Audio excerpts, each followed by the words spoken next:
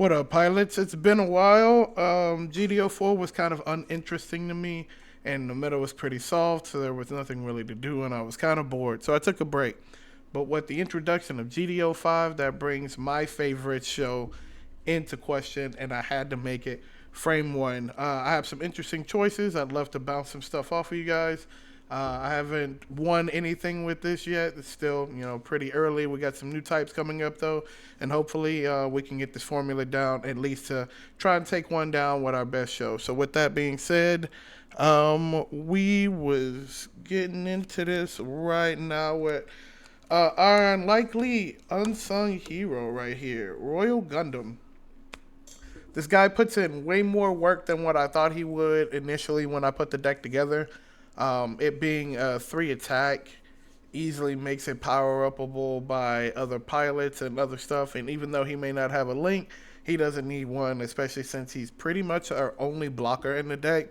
I'm hoping that GD06 maybe we get like Swartz Gundam or somebody else in the faction that provides a blocker. Hell, maybe even Tequila Gundam will make its way into the format as a blocker, because that's what the deck definitely needs as a secondary blocker, because we can't sustain into strike freedom as well as we'd like to, and we're just fast enough to keep up with lower level decks. But this guy pulls his weight in gold for sure. Next, everybody's favorite American, Chibbity. This is pretty much a staple in all decks. I am running a different set of commands, which you will be surprised to see towards the end. But nonetheless, this guy on his own without being boosted is still a really good tool in the deck to get to some of your other links or commands in order to take advantage of the situation. No Rose Gundam. No Gundam Neros. I tried both of them out and they're kind of lackluster, but it's the reason that we run the deck right here, the Shining Boy. I'm missing one. Don't laugh. I know, embarrassing. I was hoping by the time I made the video, I had all 4, but nonetheless, they still pretty though. This card, more than anything, actually does not need Domo. In testing, this card functions just the way it's supposed to be. Like, exile extras, give me back a special command that'll work in the moment, and it's a fat booty, 3/4, like launcher strike. And then when it finally swings, we can restand a resource. I think it's pretty good as a body. I'm glad it didn't have a paired effect or, it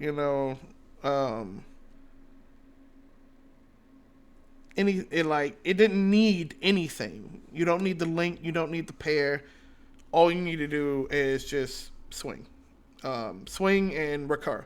So this is a 4 of for sure. I was running it at 3 at first, but when I realized how powerful the card was standalone, even without Domo, that's what made me bump it back to 4.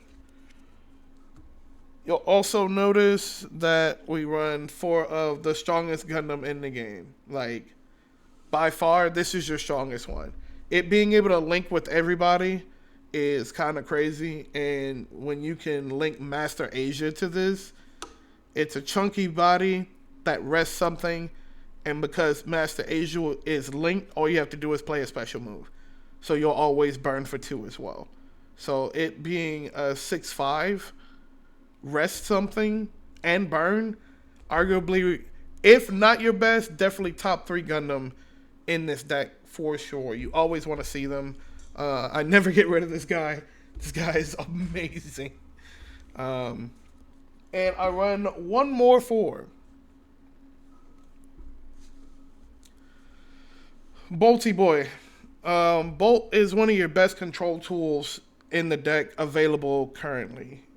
It with Argo being able to rest 2 level 4 lower on 1 swing is it's kind of crazy. It's kind of crazy. This helps also shut down our rush matchups since we're able to just control the board, and then if we have Shining, we have Shining Finger. We start getting some very valuable trades since Argo makes this a 4/5. It's sticky, and that's what we need is a sticky body. And I've always preached a sticky 4 is the way to go. And Bolt does just fine. Was running 2, didn't see it enough. Was running 4, saw it too much. So the most logical thing was to bump it to 3, and I really like it at 3. Even when you draw them back to back, they're 2 costs, so you can drop 2 of them on turn 4. And yes, we want to go first. Some people have cut this card completely. I think this card is still worth talking about.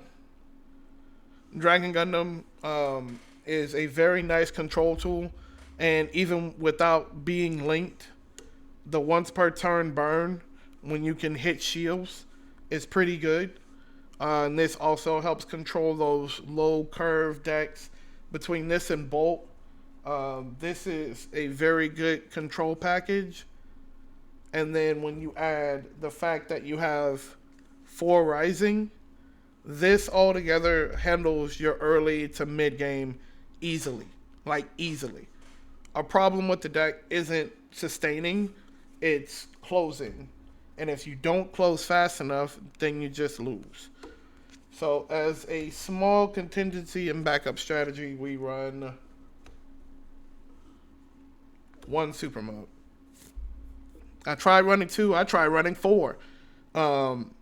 There's never a time when I'm just like, hey, you know what can win the game right now? Super mode. But in its current configuration, having this at least is a threat to your opponent, and it's pretty high, pretty well statted. It'll stay around. It just needs to see a special command, and then it goes boom. So kill it, don't kill it, but it being able to also be another link target for Domo, it's not bad. It's not the best, and I definitely wish there was a better Gundam to put here, but for right now, shining. Plus, I got the gold one. Yay, it's nice. And then to finish off our units,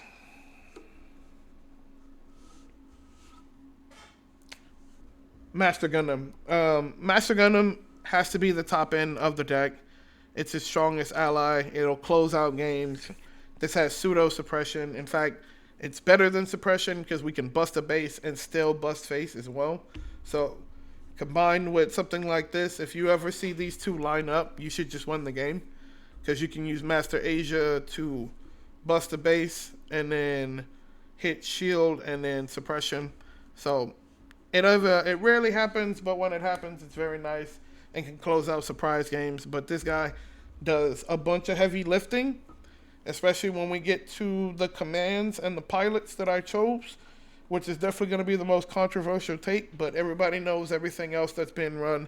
I just run things in weird numbers, and it's been successful. Also, you'll notice that it is a very high unit count. A lot of people play this deck and they say, Chaos, I see you playing the deck. What do you do when you draw all these commands? And that's the problem, right? Is that if you overpick commands and you're just shoving things in the deck in order to get your links off and do your effects, not only will you run out of gas really fast, but then when you stop having units on the board and you're stuck with all these command pilots and nothing to play them onto, you just insta lose. It's almost like no coming back. You lose so much tempo. So you need a very mediocre to high half the deck type of unit count. If you do not see your units, your commands do not matter. You can do the math, play the games. I'm telling you now, nothing feels worse than having no units and having 4 command pilots in your hand and maybe a regular pilot like a Domo or Master Asia. You just lose the game, just like any other deck. You can't run that many pilots. Commands. Let's start off with the obvious. For overflowing, no airframe seizure. None. Because for the same reason, I kept getting stuck with so many draw cards and then so many command cards that I didn't have units. Overrunning draw, in this deck especially, you need to see your connectors more than any other deck. It's such a high variance to running the deck. And if you don't see these things, you just lose. And that's why this is important that you pick a draw card. And if you got to pick a draw card, pick the better of the two, which is overflowing. Plus, I have these, so of course I needed to run them. But it still doesn't take away from the fact that you still do need some draw, but overdraw equals this is a draw card. It's not a unit. It'll help you find a unit, but if you're steadily drawing into more command pilots, then you just lose. It doesn't matter if you draw 20 cards. If you see one unit out of 20, then you lose. So we have to temper the balance between units and non-unit cards in this deck. Our special commands: 3 Darkness Finger, and only 2 Shining Finger. Don't laugh. I only went to 1 sneak, so I only got 1 alternate art. I've been flip-flopping these numbers as I play, because cards like Silver Bullet and L Strike are still in the game. And now more than ever, I would rather rest something with 4 HP than to have the Darkness Finger. And then vice versa. Sometimes when you go up against like League Militaire and stuff like that, you'll want the Token Busters, or you'll want extra damage on units that breach so you can kill them and they don't keep doing that. Both cards are viable, but it's when people start running 4 and 4 of each, or 4 and 3, that once again, you'll just get stuck with these in your hand, and you won't see your Gundams. You won't see your Gundams, and then you're just stuck with control tools and no units to back it up and push advantage. So I believe that this is the correct configuration. And if you want, flip-flop these, because I might end up flip-flopping them, because this saves you from getting hit in the face. Even if you don't have a Gundam, right? This can stop and destroy something as well. Do not get me wrong. But the variance for things with 4 HP or lower are way higher for this card to work versus this card to always be on something that has 2 or less HP in order to kill that unit and stop damage from coming through. So for that reason alone, I think I'm still going to flip them. But for right now, this is the configuration that I've been playtesting with, and this was always in the back of my mind. The next piece of controversial information is 2 Saisaishi to go with our 3 Dragon Gundam, because even when we don't have Dragon Gundam, this going on stuff, giving it +2, allows us to beat into things we have no business attacking into. And then breaching for 3. So this is pretty good. Trust me. And then 3 Gravitational Hammer.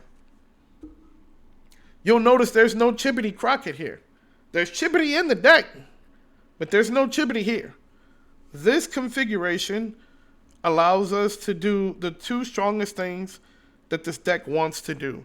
Shout out to Chozo and SBDH, but we came to the conclusion these are the strongest traits.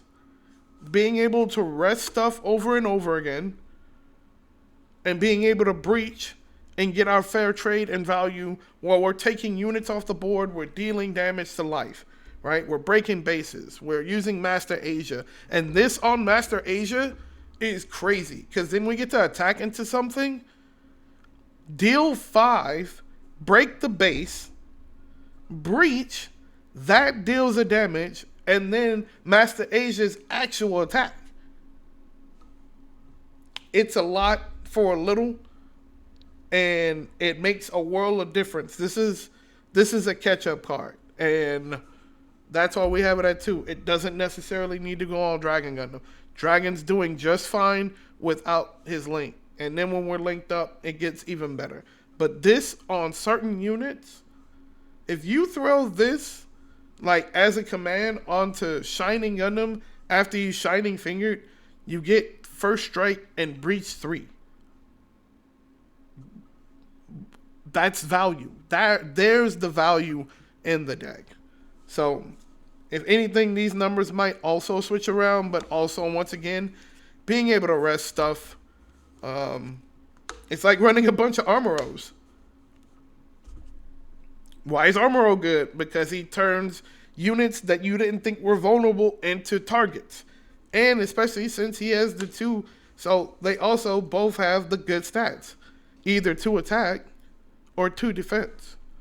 And a lot of our units are weak and they have pretty okay attack.